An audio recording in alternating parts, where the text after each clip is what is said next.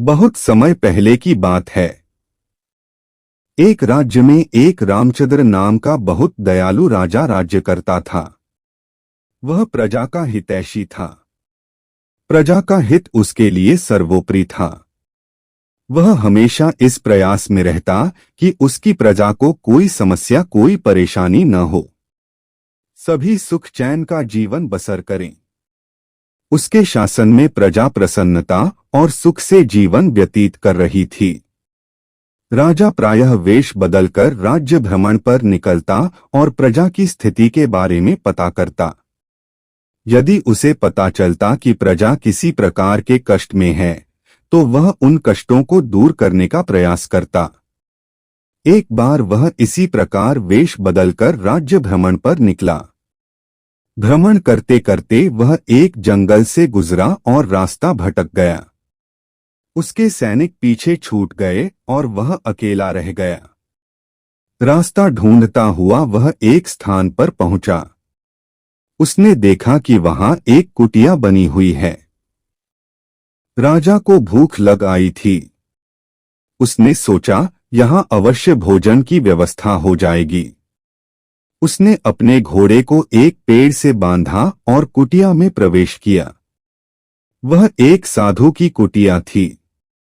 गेरुए वस्त्र धारण किए एक साधु पेड़ के नीचे आसन लगाकर बैठे थे। उनकी आंखें बंद थी और वे ध्यान में लीन थे। राजा ने देखा कि उस स्थान का वातावरण बहुत ही सुंदर है। पेड़ पौधे हरे भरे हैं, जिनमें फूल और फल लदे हुए हैं। पंछी उन्मुक्त होकर विचरण कर रहे हैं। राजा ये देखकर बड़ा प्रसन्न हुआ। वह साधु के पास गया और उन्हें प्रणाम कर उसके सामने घुटनों के बल बैठ गया। साधु ने आहट पाकर आंखें खोली और अपने सामने एक नौजवान को पाया। उसके मुख का तेज देखकर ही साधु समझ गए कि वह कोई राजसी व्यक्ति है। राजा ने उन्हें बताया कि वह रास्ता भटक गया है। साधु ने उसे अपने आश्रम में शरण दी। खाने के लिए मीठे फल दिए। राजा ने कभी उतने मीठे फल नहीं खाए थे। उसके चकित होकर पूछा, गुरुवर, आज तक मैंने इतने मीठे और स्वादिष्ट फल नहीं खाए। इनके इतने मीठे होने का कारण क्या है? साधु ने कहा, इस राज्य का राजा अत्यंत दयालु और न्यायप्रिय है, इसलिए ये फल इतने मीठे हैं। जब तक वह अपनी प्रजा का हितैषी रहेगा, दिन दुखियों का सहायक रहेगा, ये फल ऐसे ही मीठे रहेंगे। राजा को ये सुनकर बड़ा आश्चर्य हुआ। उसके लिए इन बातों पर विश्वास करना कठिन था। जब साधु से आज्ञा लेकर वह लौटा, तो उसने निश्चय किया कि वह इस बात का परीक्षण अवश्य करेगा। उसे अपने सैनिक मिल गए जो जंगल में उसे ढूंढ रहे थे। वह अपने राज्य वापस लौट गया। वापस लौटने के बाद उसने प्रजा पर जुल्म ढाने शुरू कर दिए। उसने किसानों का लगान बढ़ा दिया और प्रजा पर नाना प्रकार के कर लगा दिए। अब वह अपना धन भोग विलास में खर्च करने लगा और प्रजा की ओर से उदासीन हो गया। प्रजा पर अत्याचार बढ़ने लगे तो पूरे राज्य में त्राही त्राही मच गई। कुछ दिनों बाद राजा फिर जंगल में उसी साधु की कुटिया में पहुंचा। इस बार उसने देखा कि वहां का वातावरण भिन्न है। पेड़ पौधे सूख चुके हैं, फूल मुरझा गए हैं, फल सड़ चुके हैं। ये देखकर वह चकित रह गया।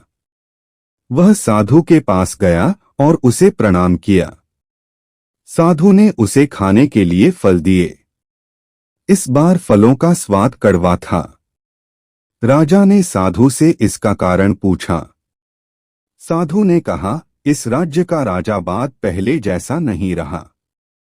उसे प्रजा के हित का कोई ख्याल नहीं है। वह प्रजा पर अत्याचार करने लगा है। उसके प्रति प्रजा के मन में कड़वाहट बस गई है, इसलिए इन फलों का स्वाद कड़वा है।